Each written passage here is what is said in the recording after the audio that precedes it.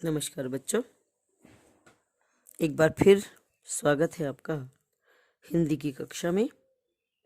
और आज हम करने वाले हैं गोस्वामी तुलसीदास जी द्वारा रचित कवितावली और रामचरितमानस पाठ से लक्ष्मण मूर्छा और राम का विलाप। कविता शुरू करने से पहले इस कविता के बारे में कुछ जरूरी बातें आपको मैं बता दूं कि लक्ष्मण मूर्छा और राम का विलाप लिया गया है रामचरितमानस के लंका कांड से।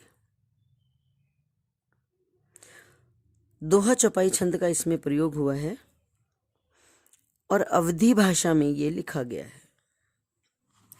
इस कविता की शुरुआत होती है वहां से जब लक्ष्मण मूर्छित हो जाते हैं और सुषेण वैद्य के कहने पर हनुमान जी संजीवनी बूटी लेने के लिए जाते हैं।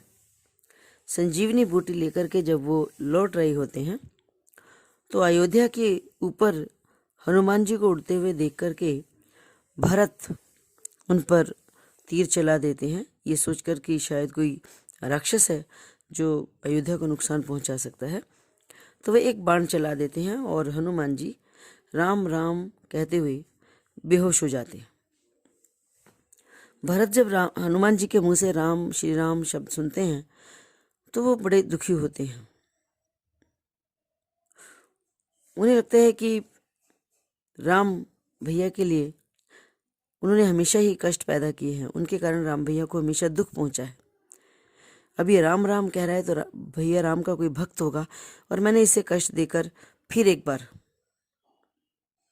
उनकी रास्ते में रोड़े अटका दिए। बहुत उपाय करता है और तब हनुमान जी जब सचेत होते हैं तब वो उनसे पूछता है भी तुम राम श्री राम कहने वाले कौन हो। और हनुमान जी सारी कथा सुना देते हैं, सीता हरण से लेकर के लक्ष्मण मूर्छा तक की सारी कथा वो उनको सुनाते हैं और ये भी बताते हैं कि लक्ष्मण भैया की मूर्छा को तोड़ने के लिए ये संजीवनी बूटी लेकर के मुझे जाना है और सूरज उगने से पहले पहले ये बूटी मुझे वहां तक पहुंचा देनी है। भरत को बुरा लगता है कि उनकी इस मूर्खता के कारण कोई अनहोनी न हो जाए, इसलिए भरत हनुमान जी को कहते हैं कि आप मेरे बाण पर चढ़ जाइए और ये बाण आपको तुरंत शीघ्र अतिशीघ्र भैया राम के पास पहुंचा देगा। लेकिन उसकी बातें सुन के हनुमान जी मन ही मन मुस्कुराते हैं और सोचते हैं कि एक छोटा सा बाण भला मेरा बोझ कैसे उठा सकता है। थोड़ा सा कहते हैं कि हनुमान जी के मन में अभिमान पैदा हो जाता है कि मेरे को बिठाकर ये बाण कैसे चल सकता है। फिर भी वो भगवान राम के चरणों की वंदना करते हैं और भरत जी से चलने की आज्ञा मांगते हैं।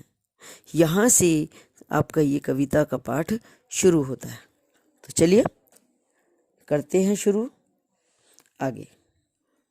तव प्रताप उर राखी प्रभु, जय हूँ नाथ तुरंत, अस कही आय सुपाई पद, बंदी चले हनुमंत। भरत बाहुबल शील गुण, प्रभु पद प्रीति अपार, मन मोहु जात उर सराहत, पुनि पुनि पवन कुमार। तो ये दोहा है।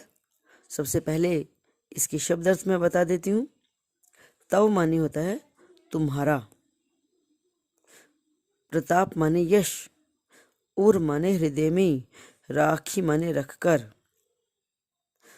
जय हूं जाऊंगा, नाथ माने स्वामी,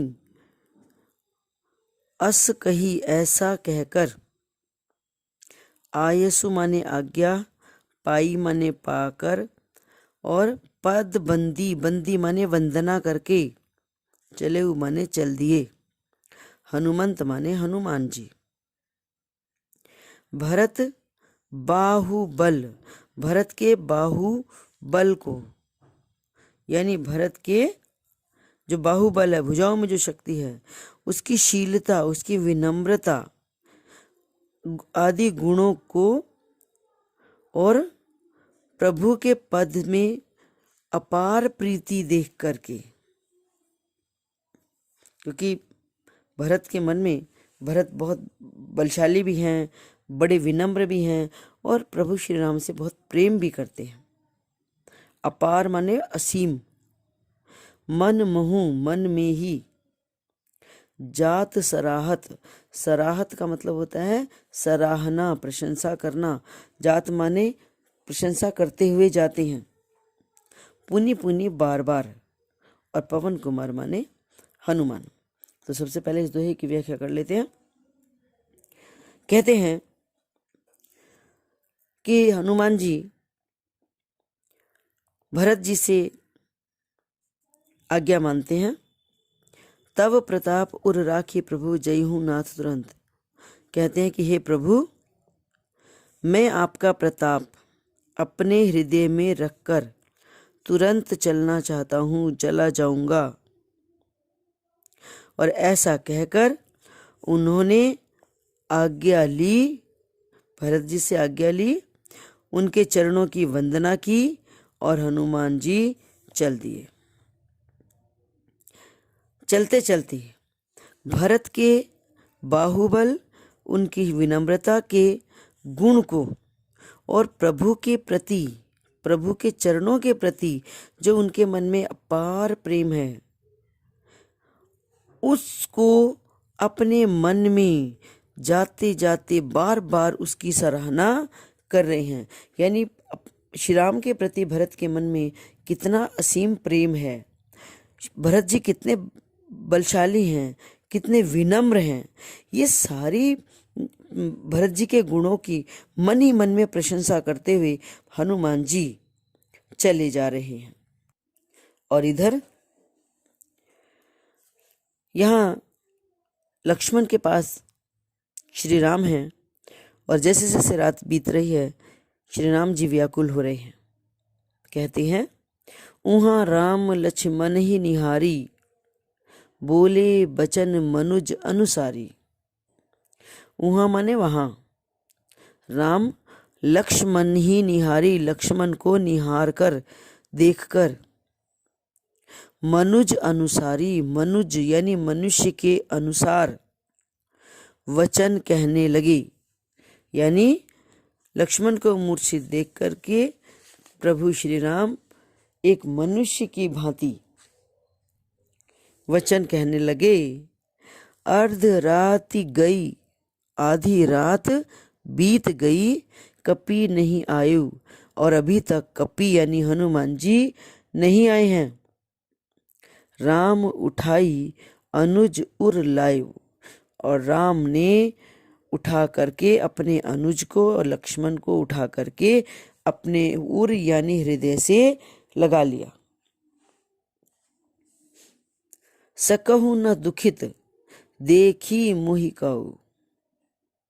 कहते हैं कि हे भाई, तुम तो मुझे कभी भी दुखी नहीं देख सकते थे। बंधु सदा तव मृदुल स्वभाव। हे बंधु, हे भाई, तव माने तुम्हारा, स्वभाव माने स्वभाव तो बड़ा ही कोमल था। तुम एक पल के लिए भी मुझे दुखी नहीं देख सकते थे।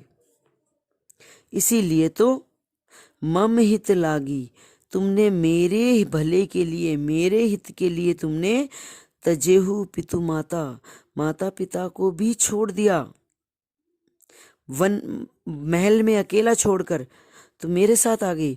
और सहेहु विपिन हिम आतप बाता, और मेरे साथ वन में आ गए और जंगल में आकर के, हिम माने जाड़ा, आतप माने गर्मी, बाता माने तूफान, ये सब तुमने सहन किया। सो अनुराग कहाँ अब भाई। सो माने वह, अनुराग माने प्रेम। कहते हैं राम लक्ष्मण को कह रहे हैं कि अब वो प्रेम कहाँ गया भाई। जो उठहु न सुनी मम बचन बिकलाई। बिकलाई माने व्याकुल वचन सुनकर भी तुम उठ नहीं रहे हो।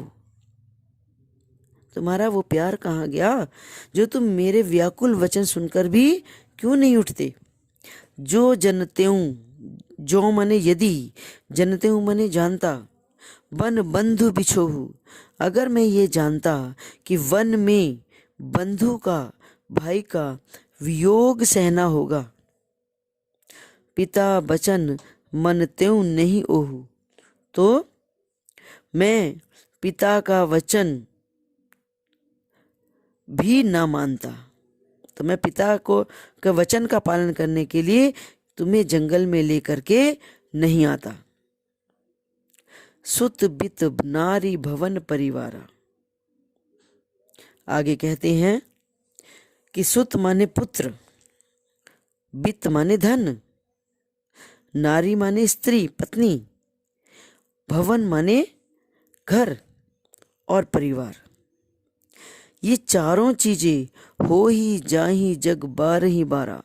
ये चार चीजें तो संसार में बार बार मिल जाती हैं। पुत्र, धन, स्त्री, घर और परिवार। ये संसार में अगर एक बार बिछड़ जाते हैं तो दोबारा मिल जाते हैं। अस बिचारी जी जागहु ताता, मिलई न जगत सहोदर भ्राता। लेकिन संसार में सहोदर भ्राता, सगा भाई नहीं मिलता। ऐसा विचार करके, ऐसा सोच करके हे तात तुम जागो। क्या कहना चाहते हैं कि संसार में सब चीज मिल सकती हैं, लेकिन सगा भाई संसार में दोबारा नहीं मिलता। हे भाई ऐसा सोचकर तो जाग जाओ।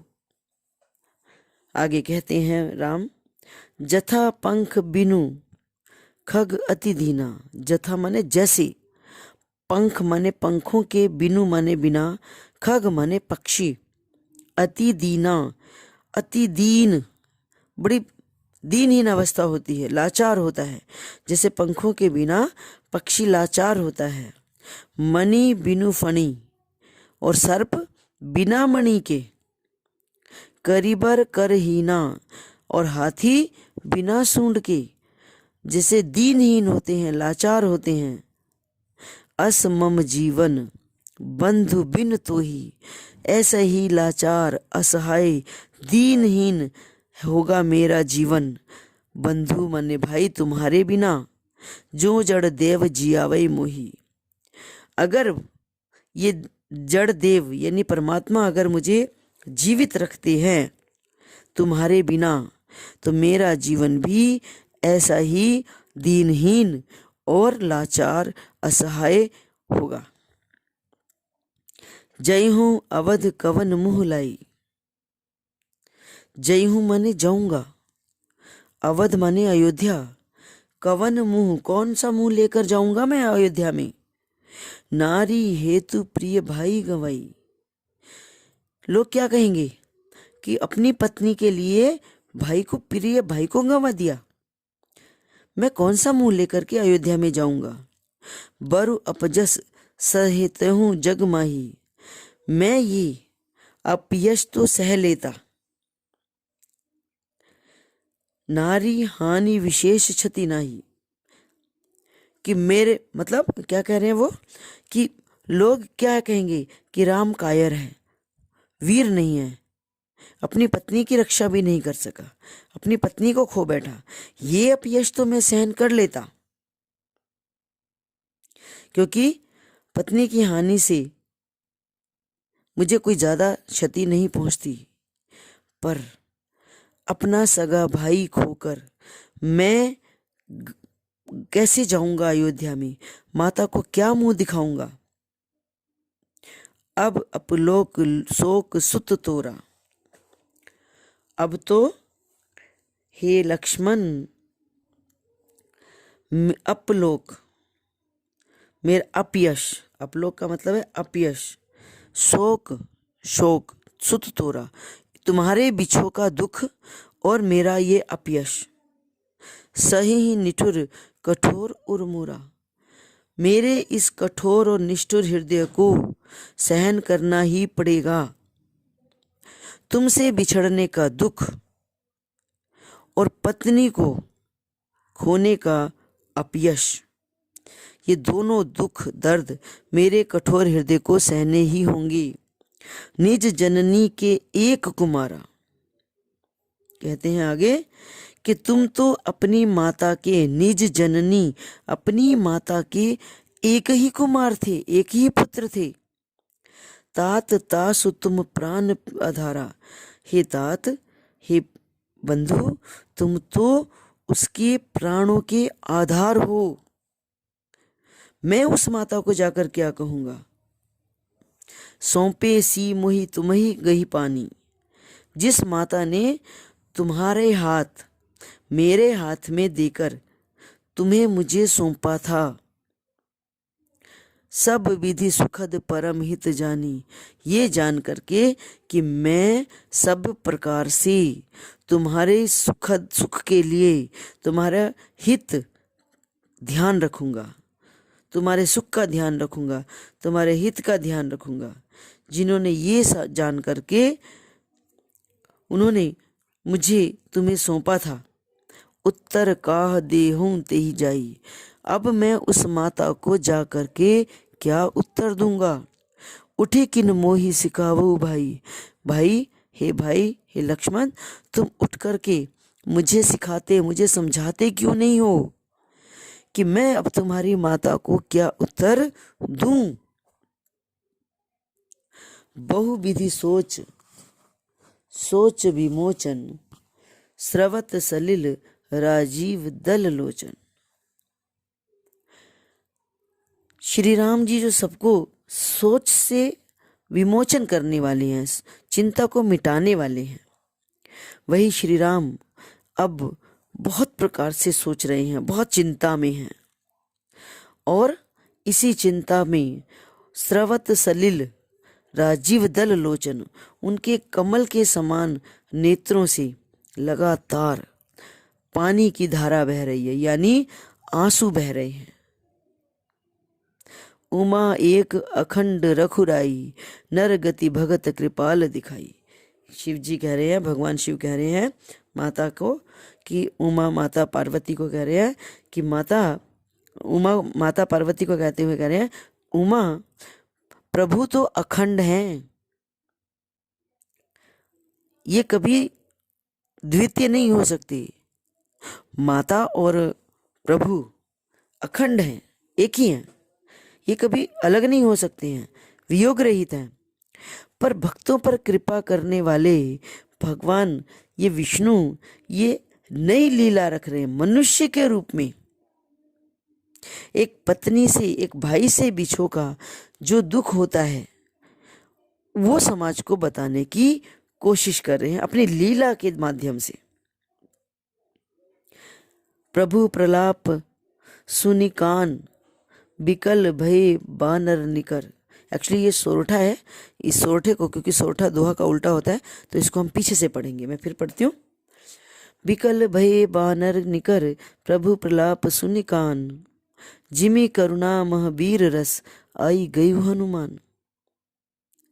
और अब इधर प्रभु के प्रलाप को सुन करके वानर निकर, वानर सेना में जितने वानर थे सब व्याकुल हो रहे थे।